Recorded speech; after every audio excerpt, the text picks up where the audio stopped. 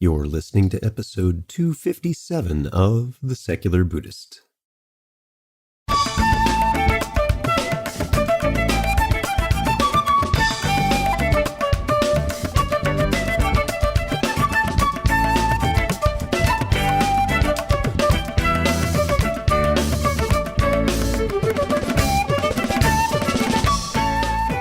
Welcome to The Secular Buddhist. I'm Ted Meissner. The Secular Buddhist is the official podcast of the Secular Buddhist Association, a grassroots-driven effort to answer the needs of secular teaching and practice for contemporary society. The podcast has interviews and roundtable discussions pertaining to engaged Buddhist training and practice, and the SBA website has show notes for each episode along with resource materials.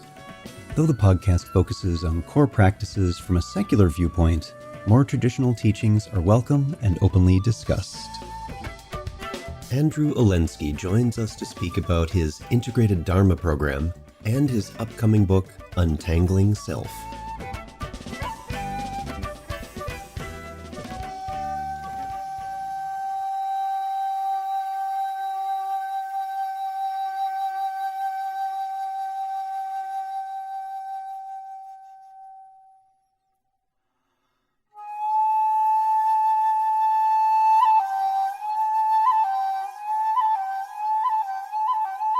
Hi everyone. Before we begin today's episode, I would like to mention that this podcast and the supporting website, discussion forums, our live online practice circle, and other services provided by the Secular Buddhist Association are supported by you. If you find this episode or any other offerings helpful to you in some way, I ask that you take a moment and visit secularbuddhism.org and click on the Contributions button.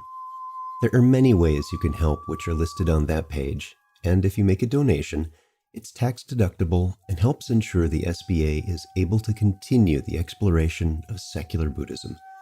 Thank you. We're glad to have you in the conversation. One benefit to living in today's world is an unprecedented access to teachings and teachers. Those of us interested in Dhamma are not limited to whatever local monastic happens to be nearby. We can also find secular teachers who have educational programs online. Andrew Olendzki, PhD, is a Buddhist scholar, teacher, and writer living in Amherst, Massachusetts. Trained at Lancaster University, the University of Sri Lanka, and Harvard, he worked in leadership positions for 25 years in Barre, Massachusetts, first at Insight Meditation Society, and then at the Barre Center for Buddhist Studies. He has taught at various New England colleges, including Amherst, Brandeis, Hampshire, Harvard, Lesley, and Smith, and spent 2 years at the Mind and Life Institute working on their Mapping the Mind project. Andrew has contributed chapters to many books on Buddhist psychology, writes regularly for Tricycle, the Buddhist Review, and is the author of Unlimiting Mind, the Radically Experiential Psychology of Buddhism, and Untangling Self, a Buddhist investigation of who we really are. He is currently the senior scholar at the Integrated Dharma Institute, developing and teaching a series of online study and practice programs. So, sit back, relax, and have a nice blueberry bell tea. Our guest today is Andrew Olendzki. Andy, welcome to the podcast. Thank you. Glad to be here. So very glad to have you here. It's been a long time coming. And for those who are listening to the podcast, and it might sound a little different, we are very fortunate in one of those rare circumstances where we actually get to be in person with the guest. It's so good to be here with Andy. So we're going to start by having you tell us just a bit about your background. Okay, well, I guess I started out conventionally enough. I was born in New York City, grew up in Connecticut, and then moved to Massachusetts around school age, junior high. I wasn't a particularly good student in high school, but I was adventurous. And when I went off to college, I just started taking an interest in the whole intellectual life. I could finally take the courses that I wanted to. And I loved it. I discovered I loved learning and I loved pursuing my interests. I took all these different courses. And the path sort of went to philosophy as sort of the largest perspective on everything. And then Chinese philosophy got me interested in Taoism, which I found very transformative. And then it seemed like everything interesting that I was interested in was in the religious studies department.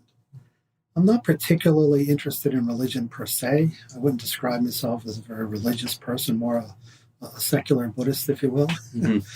But, all the really interesting non-Western material was in religious studies department. So I wound up doing a double major in philosophy and religious studies, mostly at the University of Colorado, partly at Lancaster University in England.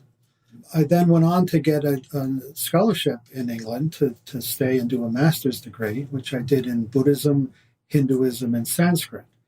So I started going deeply into the Indian tradition. And, of course, the language is a big entry to that. And as I pursued those interests, I found the voice of the historical Buddha to be particularly compelling. There was just something very straightforward about the way he spoke. It was unpretentious. It was unmystical, at least in the early text, my reading of it. It was just laced with common sense, and yet he was speaking about things that were extremely profound and very provocative. Early on in this process, I also started meditating as part of the tools, if you will, of doing religious studies or Buddhist studies or philosophy. And I was particularly interested in the pairing of the textual study and the meditative practice.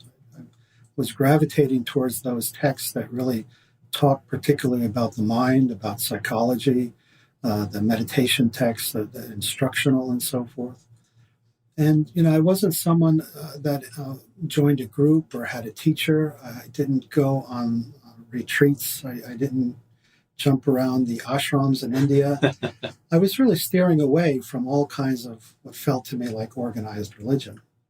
But I was very drawn, increasingly so, to what the Buddha was saying about the mind and how to train it and how to develop it and how to work with his teachings experientially.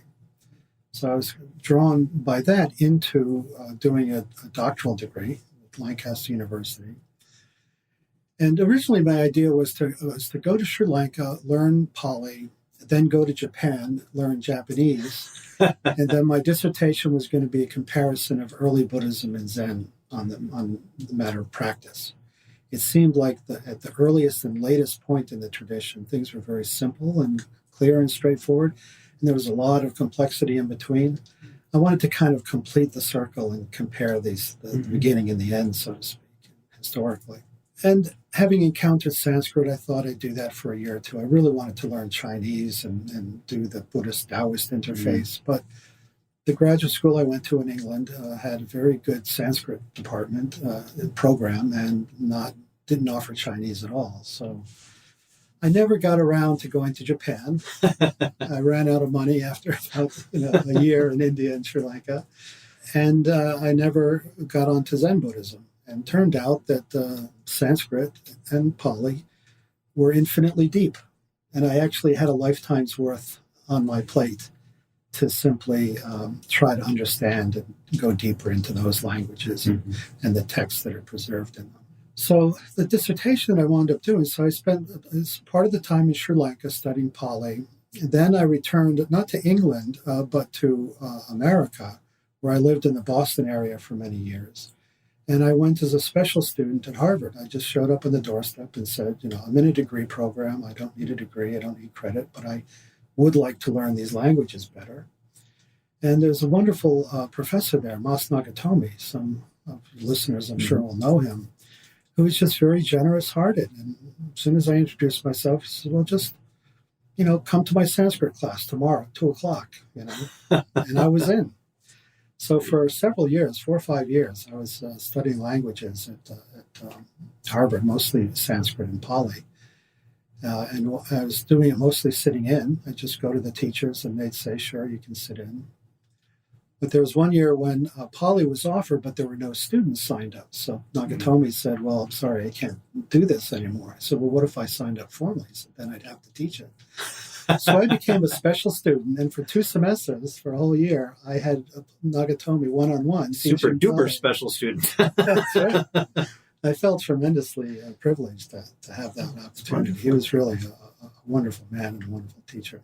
And so intellectually, my interests really were on the dependent origination, the Paticca Samuppada doctrine. Everybody agreed it was crucial. Everybody agreed that nobody understood it. Yeah. I, as a graduate student doing a lit review, read everything I could on the subject, every chapter and every book, and I didn't have a clue what it meant. I mean, it's very confusing the way scholars in particular have tried to explain this topic. So I thought I would dive into that. And I spent the next 7 years or so, almost entirely in the primary text of the Pali Canon, trying to understand what this dependent origination model was all about. And so my thesis wound up being about sort of a moment-to-moment interpretation of that instead of the three lifetimes view. And it turned out that Buddhadasa had the same critique of it, but I didn't realize that actually until later. Mm-hmm. So I sort of on my own, I came across this way of saying, well, dependent origination, Paticca Samuppada, means a number of factors coming up together in dependence upon one another. So things coming up together, we're talking about the present moment. And dependent upon one another is simply, the mind and the body are interdependent. The feelings and perceptions are interdependent. So the whole model of five aggregates and six sense spheres, which is really the heart of Buddhist psychology, is simply a map of a number of factors that come up interdependently. Then the next step was to recognize that those five aggregates and six sense spheres are also interdependent with suffering. That is, craving and ignorance and clinging and selfing. Mm-hmm. And so I came up with a whole way of looking at it that I continue to use almost every day in my writing and teaching, that basically understands from the Buddha an extremely sophisticated model of the mind and body, which not only stands up to, but informs greatly the modern things we're learning, both from the neuroscientists about how the brain works and from psychologists about how healing works and from others about how living a meaningful life works. It all fits together beautifully. So that's kind of what got me here, and I continue to inhabit that junction where sort of really a deep intellectual study of the languages and the primary texts is one leg of the stool. The sort of authentic and persistent meditative investigation of that experientially is another leg of the stool. And I guess the third is just recognizing that I'm embodied in my time and place, in my culture, speaking my language, and how does all of that make sense, not only to myself, but to my peers and my colleagues and the world that I inhabit. So I'm trying to really bring ancient wisdom experientially into the contemporary world. Beautifully said, Andy. Thank you. And it's interesting to hear, as you're describing, that your views on Paticca Samuppada being more about just within the context of now, not necessarily having to be over the course of many lifetimes, as being fairly uncommon at the time, and finding that another individual had that as well. You found that later. From my perspective, coming at this much later than when you were doing your studies, seeing that, that seemed to be a fairly common way of looking at it these days. How things may have changed over time. I'm wondering if you've noticed over the years, has there been a bit of a shift in that interpretation so that the moment by moment way of looking at dependent co-origination is a little more common than it used to be? Yeah, I think that's true. Buddhadasa, of course, was a great scholar monk, and he was sort of a champion of this other way of looking at things. I think he really opened the gates a little bit and made it all right to question the Theravada orthodoxy on this. I mean, as with every tradition, there are two wings to even the Buddhist party, so to speak. And one is going to be fairly conservative, and one is going to be fairly progressive. And the conservatives, it's a strong force within Theravada Buddhism. This is what Buddhaghosa says, and that's what we use to interpret what this is saying for a long time. These are what the commentaries say. And, you know, it clearly has to do with 3 lifetimes. Some parts of it do anyway. And the progressives are saying, yeah, that's there. But look, there are these other passages in the canon that can really be read a different way. I mean, we don't really find the doctrine of interdependent origination laid out in some consistent form.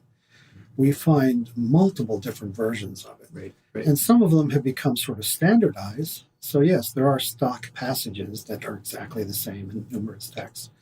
But when you start looking into it, I mean, the Samyutta section on this in the connected discourses is like 94 texts, I think, within one collection. And they're all coming at it from slightly different directions. Interestingly enough, and something I discovered in my research, is that, you know, the classical scholars of the Victorian era said, well, look, he's using all these different ways to describe it. He's obviously confused and doesn't understand his own doctrine very well. And then another one comes along and says, oh, he knows what he's saying, but he's developed his opinion over his lifetime. You know, and over 45 years of teaching, he learned and grew and changed and so forth. Of course, I prefer to look at it more classically, that he did have a unified teaching, a really a very consistent curriculum that he was teaching throughout his life. But he was masterful at coming at it from different directions, in different moods, with describing different facets of it. For different audiences, different people who are listening. Yes, almost like that famous elephant in the blind man. You know, it's got a lot of different ways of coming at it. And I think that all I and many others have been doing is teasing out some of the overlooked perspectives that have always been there. I mean, I draw all of my inspiration entirely from Pali Canon and from my own experience. I largely overlook the commentaries. I largely overlook, the Suddhimagga and Buddhaghosa. Mm-hmm. I'm not all that interested in the contemporary teachers' analysis of some of these things. So, I mean, I'm sort of a fundamentalist at heart. But on the progressive wing of the party, I mean, I think that there are new gems to mine from the Pali Canon, new ways of looking at what's in there. A lot of overlooked material that isn't mainstream. And that's where I think, you know, the action really is these days.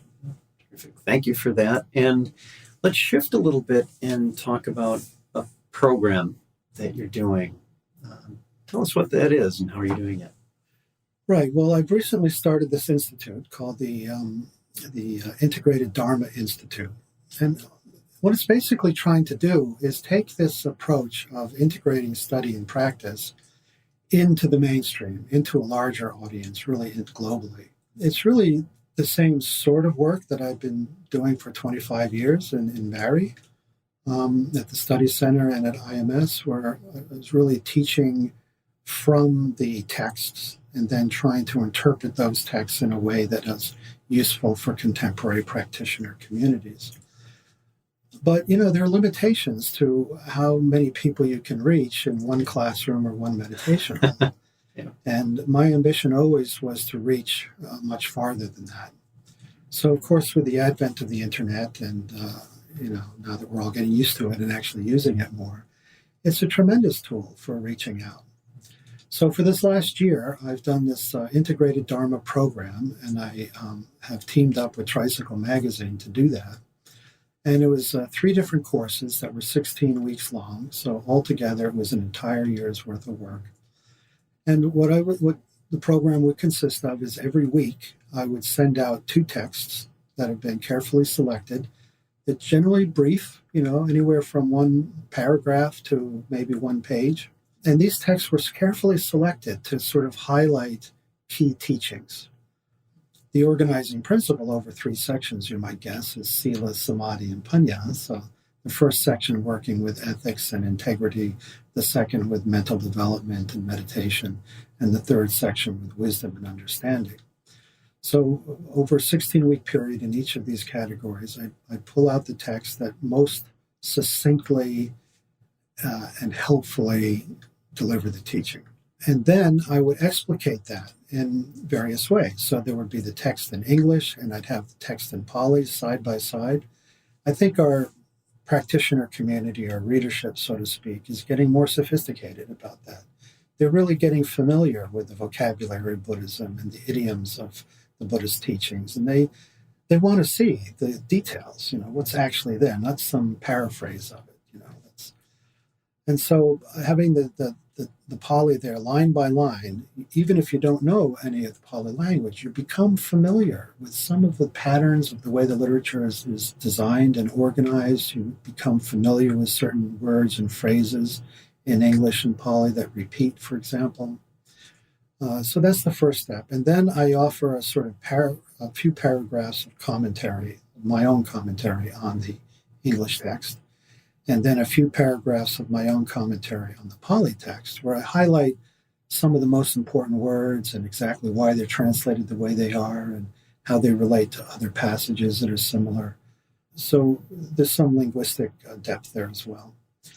And then, in addition to that, there are two sets of paragraphs. One is called investigation. The Buddha always encouraged us to investigate this material in our own experience for ourselves. So for every single text that I offer, I say, well, let's figure out, how do we check this out for ourselves? Where do we look for this in our own daily life, in our own mental experience when we meditate? Or how do we investigate whether this is true or not? And then finally, a section on practice, practicing in accordance with the teachings. And so how can whatever's being said in that text be used to guide one's meditation, to guide one's practice as a noble human being in the secular world, and so forth. So the idea is that, every week you get these two texts and it's all, sort of a package. And people would get that in their inbox or whatever. And it would only take maybe 10 or 15 minutes to read through that. It's not a lot of material.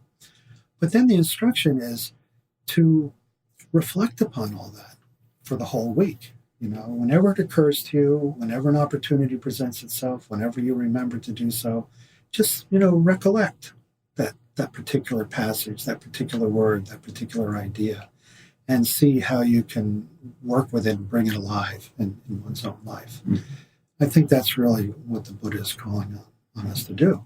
And in fact, this whole structure is organized around a particular passage in the canon, where the Buddha says the way that the Dharma is going to thrive in the world is that people need to hear it, learn it, remember it, investigate it, and practice it. And so those 5 sections is what I'm trying to do by this format. And having first met you actually in a class you were giving on Buddhist ethics many years ago, you followed this format during that retreat. It was over a course of several days, and it was very helpful seeing the Pali and the English commentary and that encouragement to explore this for what it means to you in your life, rather than here's the conclusions you must draw from this. No, it's what is the lived experience of this teaching. Yeah, which is going to be different for every person. Right. And again, using this medium, I'm really able to reach out, quite widely. I mean, there were over 650 participants in this program last year with Tricycle, and they were all over the world. And I kept getting these messages from people saying, I'm not in a position to go to a Dharma center. I don't have a teacher. I can't find a Sangha. I'm taking care of my elderly mother, or I'm living way out in the woods somewhere, or I'm overseas in Indonesia, And this makes it accessible in a way that's not burdensome. There's no particular times you have to be online to do this homework and so forth. It's an offering. It's a gift. Here's something in your box every week, and you work with it in whatever way, is most inspiring to you. Mm-hmm. And I've had a lot of people even actually who've done the whole thing, and they want to do it all again. As they say, I've hardly scratched the surface of everything I could get out of this, and so forth. So it's very gratifying. Terrific. So you mentioned the organization. Can you say just a little bit more about that? Is there more to it beyond this one program? Yeah. This year that I've done this program with Tricycle Magazine has been sort of a preparatory year. And now it's starting up again just this week, actually, a whole new section. But now I've pulled it over onto my own platform. So I've created this Integrated Dharma Institute as a organization to develop and host and distribute these kind of online programs. This is the first of many. I've got a whole list of things that I'm going to be doing over the next several years. You have the entire Pali Canon to work through, There's so you got some time. so much, yes. The next one is going to be another collaboration with Tricycle called The Four Messengers. And so 6 weeks on aging, 6 weeks on dying, 6 weeks on illness, and then 6 weeks on going forth into retirement as a kind of era of spiritual development in one's life, which is the tradition in India rather than the one we have here.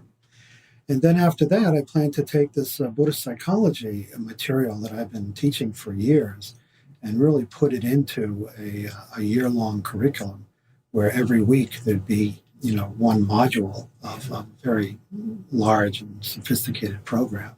So that's coming down the line. And then I've got lots of others as well.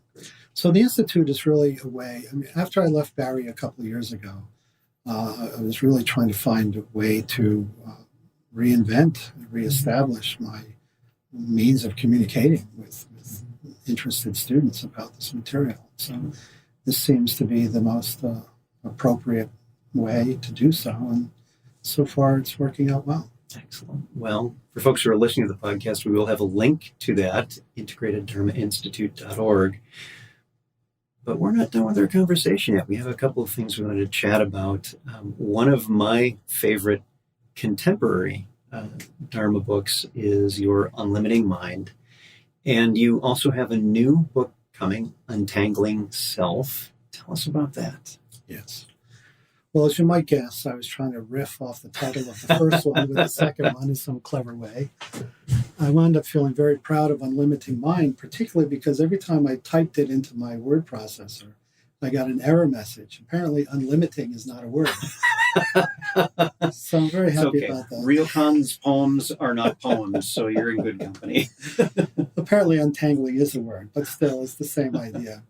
The book is similar in structure, insofar as it's really a collection of essays that I've written. Really, for most of the last 10 or 15 years, most of the writing I've been doing has been short essays, mostly 1,000-word essays. Partly that's because all the conditions in my life really allowed me to do. Not being at a university, I can't do the kind of book-length study, which I'd like to do at some point. Yeah. But also, I was always invited to write for Tricycle and for Insight Journal and for Buddha Dharma and other magazines. So I have this material there, and by collecting it, especially this one, Untangling Self, I started collecting it and rearranging the order of all the essays into sort of categories, and the structure just sort of started emerging.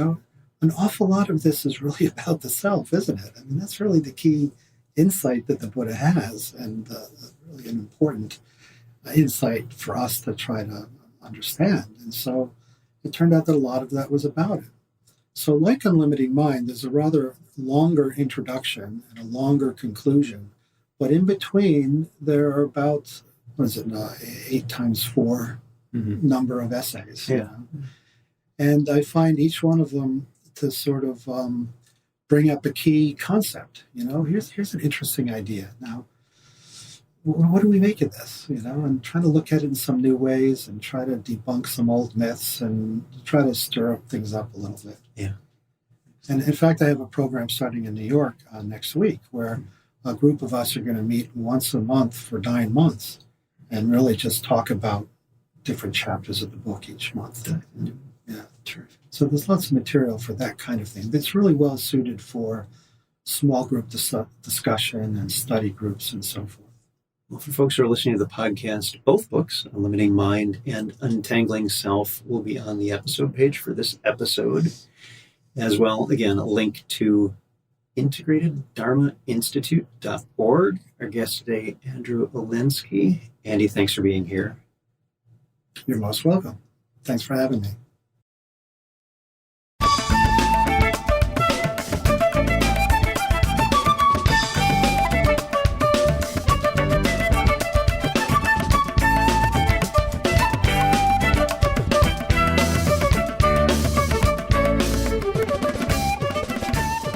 Thanks for listening. If you'd like to hear more about something you've heard in today's podcast, please come visit the SBA website at secularbuddhism.org, and you'll find an entire webpage devoted to this and every episode. Discussion about this episode can be found on the episode page itself, along with show notes. Sound editing, mixing, and mastering provided by the generosity of Anthony Dominello of StructureFromSound.com. The music for The Secular Buddhist is used by permission from John Kaizen Neptune's CD, Steps in Time. Additional music is provided courtesy of Monty Levinson of Taihei Shakuhachi and Rodrigo Rodriguez. Their websites are linked on the SBA site on the About Podcast Music page. Until next time, remember, every moment you have a choice. Make it the best you can. See you next time on The Secular Buddhist.